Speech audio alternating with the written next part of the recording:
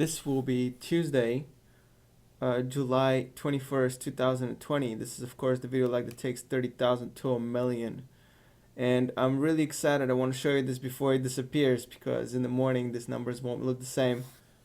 But this is very exciting. Look at this. Loading. There it is, 100,000. I got 100 G's in the account. This is a historic day. The numbers are real. But these numbers will disappear as soon as this stupid Tesla option kicks in, and I'll talk about that in a second. It's really embarrassing. I'm super embarrassed. I broke one of my own rules, and I'm really ashamed of myself, and it's gonna cost me some money again.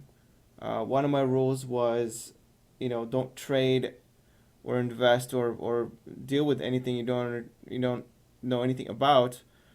And then I did that, and I got burned like $600. This is gonna be a much bigger burn. I ended up shorting Tesla. I did a call credit spread on Tesla, and the strike prices are 2050. So if it goes over 2050 in a month, I'm toast. And it looks like I'll be losing like 10K if that happens, which is a very large amount. So I'm wondering if I should just cut my losses now and enter with exit with $2,000 burn, or hold on and wait for a dip and then try to break even with the trade. It's going to be super risky in the way this market's been going. It's a bit manic, and Tesla is a halo company, and I broke my own rule of shorting halo companies, but it was just so tempting, right? It's kind of like not looking at Medusa. Okay, you guys know about that story about Medusa, right? If you look at her, she turns into stone. You just can't help it but not to look. Okay, like if you see something on the street and it grabs your attention and you're just like trying not to look, but you end up looking. It's bad. So that just goes to tell you, I mean, I usually try to be someone of fairly disciplined when it comes to this stuff, and I keep falling for these traps, and it's really, really difficult. I mean, I have many personal stories to tell you about how difficult it is to be disciplined. Ever since when I was training to be a professional tennis player, I was trying to play on tour.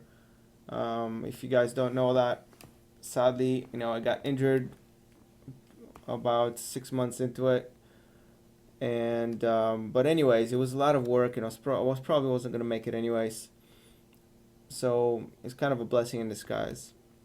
But even when you set the schedule, I'm sure y'all can relate. It's really, really difficult to stick to even your own rules and your own principles. So I faltered, and of course I'm ashamed, not as ashamed as Twitter, for getting their most valued accounts hacked, and getting their users getting tricked by scammers. So it could have been worse. It could have been some real damage there from that Twitter hack. But thankfully, it was just some Bitcoiners losing some value.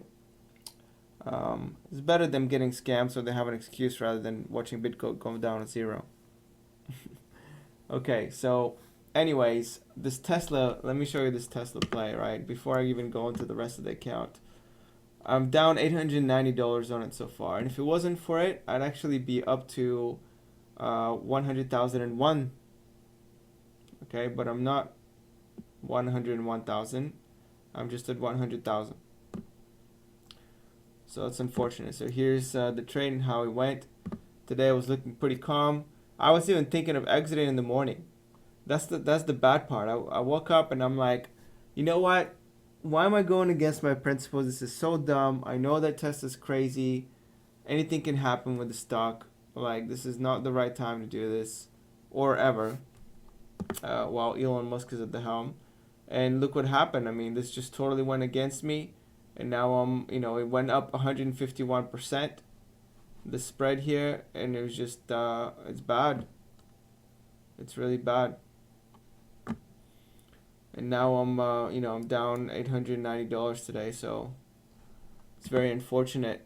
If I did get this right, I would have received $1,000 by the end of the month.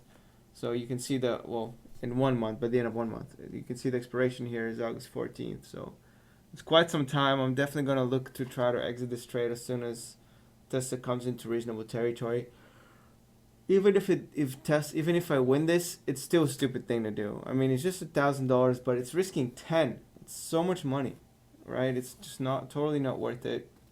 Not very smart. If it was any normal stock, I should have just shorted any normal stock, because it appears like, none of the stocks in the S&P 500 are getting any bids except Tesla and a few of the more popular, well-known largest cap tech stocks like Apple, Google, like Microsoft and Amazon, etc., and Netflix, and maybe Disney. So all of these stocks are getting some bids, but then, none of the rest of the stocks are virtually left behind, and a lot of like real estate and oil and all these other kind of type of value, plays, they're left in the dust. I mean, they're still at 50% discount from their highs.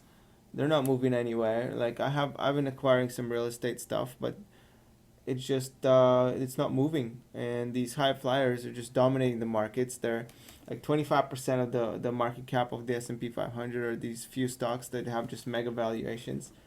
And it's just like name recognition, okay? It just reminds me of an election or popularity contest where, you get, the government gives you $1,200, right? So the school gives you like a voting check, and then everybody goes on the stock market and just votes for somebody they recognize, right? Whether it's their friend or someone, someone that's popular at their school. So here you go, like Apple's popular, Amazon's popular, Microsoft or whatever, and well, a lot of money from Robinhood went into Ford, but apparently Ford isn't doing very well. So, but all these like mega cap stocks are just getting a huge bid.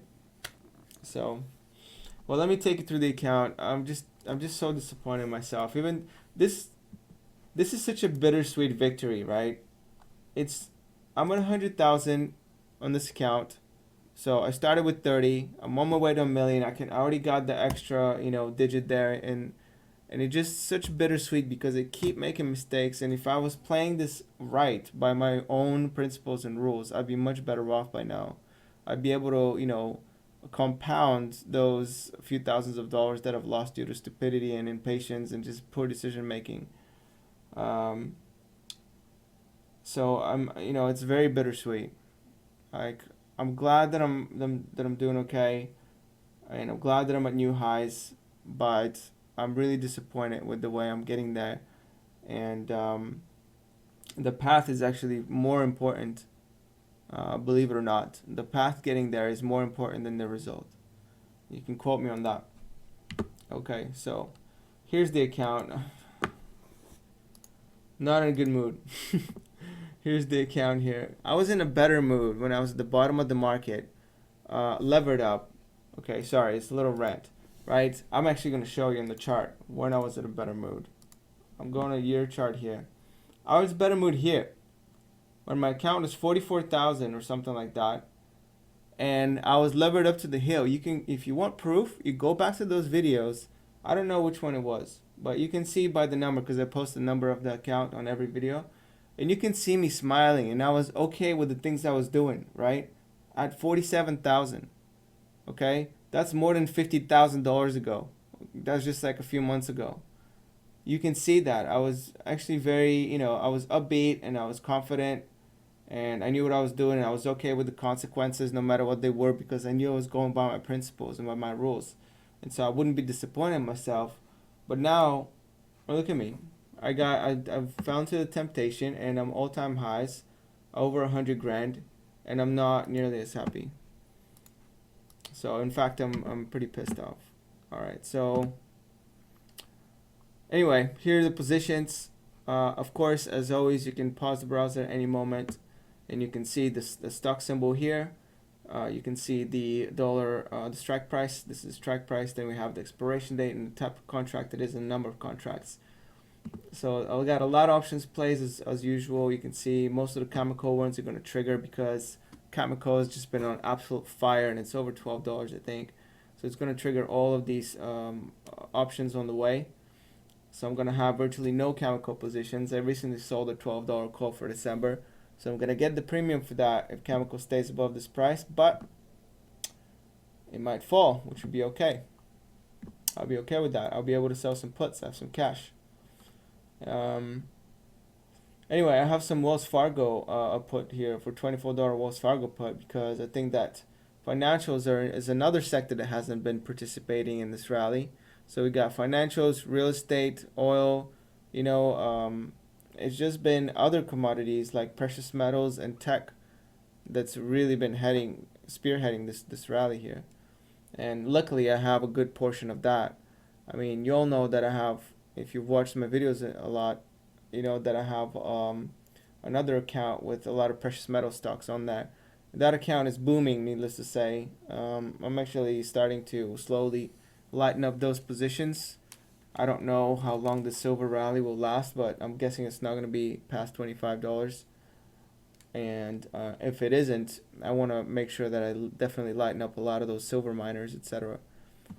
Like I have a large position of EXK. You'll see I have some EXK here, and it was up 15% on the day, but these 200 shares are gone because I have call options sold against them. So anyway, Apple was up as usual. Pretty hefty return, like $1,000 here, $600 here for the option. Let me see what the delta is. You won't be able to see it on the screen, but I'll tell you it's 0.83. So what that means is that this option of 100 shares is going to roughly replicate the movement of 83 shares on the up or downside.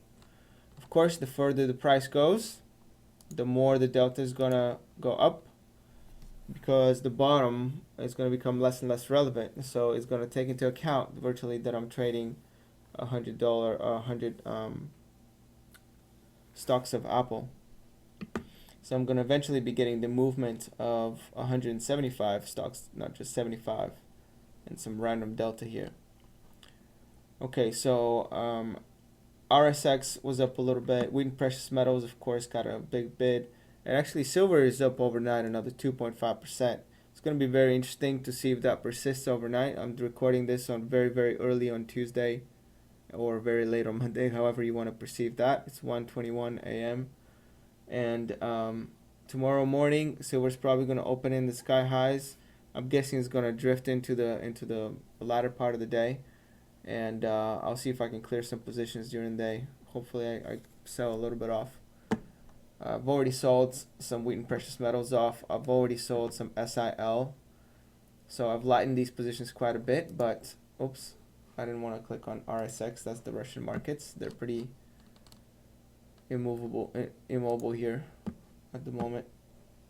Wheat and precious metals, I mean, you can see there's some major gains. I've reached that 100% mark. So it's a one bagger if you want to go for that. So I could perhaps lighten up even more. 50 shares left, maybe I'll sell another 10 or 20. And then SIL as well. Let me see here. What else do I got? There's the Cameco trade. Thankfully, I don't have many calls sold against Energy Fuels, but I will start selling them now because Energy Fuels had a bit of a bump. I'm still negative on it by 1.26%. I have quite a bit of money in Energy Fuels, $4,500 or 2,500 shares. So it's quite a bit. And I don't know, I mean, I think I have how many calls do I have? Oh, they expired, so I don't have any calls sold against them at all.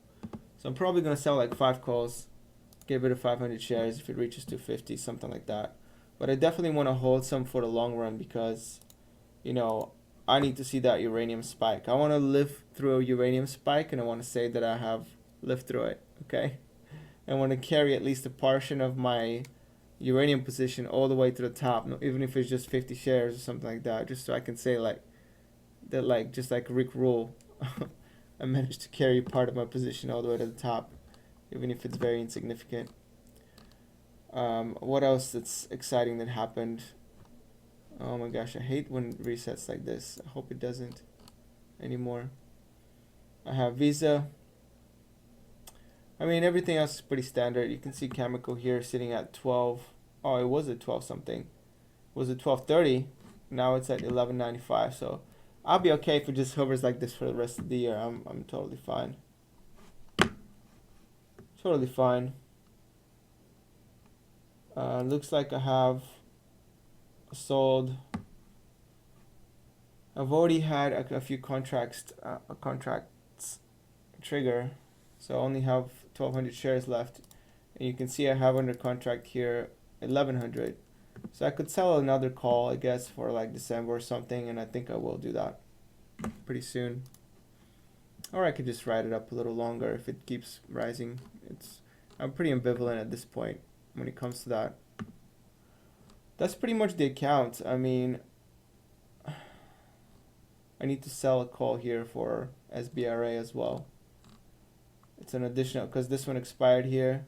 I tried to sell one at 17.5, but it just didn't fill. And that's the danger somehow. Sometimes when you play around with these, little contracts that no one else is in, you end up having only one or two on the table, and sometimes you may have to work. It's called working the trade, right? You just gotta keep trying different price ranges and see if somebody will actually meet you in the middle, so you can make a deal, right? It's kind of like haggling at the what's it called, the pawn shop. It's like haggling at the pawn shop. It's just exactly the same deal. But well, that's my goal. I mean, I don't really have too much wisdom, today, besides don't make those mistakes and don't deviate from your goals. There's a reason from your principles and your your rules that you set for yourself, because you can't really measure yourself well, right? So it's one thing. Okay, here's my wisdom, right? I do have, I guess, one piece. So there was this thing when teaching technique, physical technique. All right, what you want to do is you want to learn the technique and do the technique regardless of failure or success, because what that does is it will, later on, the failure and success, you'll know that it's not due to your technique. Okay, and you can try to filter that variable out, and then you look at the variables that are left out on the table. Okay, do you see what I'm saying? So in tennis, for example, if I teach you a forehand, how to hit the ball with a forehand, and you've learned this flawless technique, don't deviate from it when you're hitting your shots, because then you don't know if it's due to the technique, okay, or if it's because you were just too far away from the ball, or you were too close, or you're too early or too late, or whatever, right? So you don't know if it's just a judgment error, or it's a technical error. So it's really hard to tell, right? So you should never really deviate. But I, for some reason, was in a state of mind where I'm looking at a company that's extremely overvalued, that's 1/3 more valued than a company that makes 30 times its cars per year. Okay, so it's the market cap of the two or three, what I think, three largest car manufacturers combined. It's priced like it's gonna build half of the cars in the world in 5 years, and here I am concluding erroneously that the market is somehow gonna turn rational all of a sudden. I mean, how did I get this into my head? I know how to deal with, I know halo companies, and I know they're susceptible to irrational bubbles, and yet I put on a trade like this. Even if this makes me money somehow, I'm definitely going to try to close the position before it runs out. But even if I get that grant, I think it's just a bad idea. Okay, bad idea, win or lose, it's dumb. All right, and that's what I'm going to conclude on right now. Okay, that's my wisdom of the day. Peace out.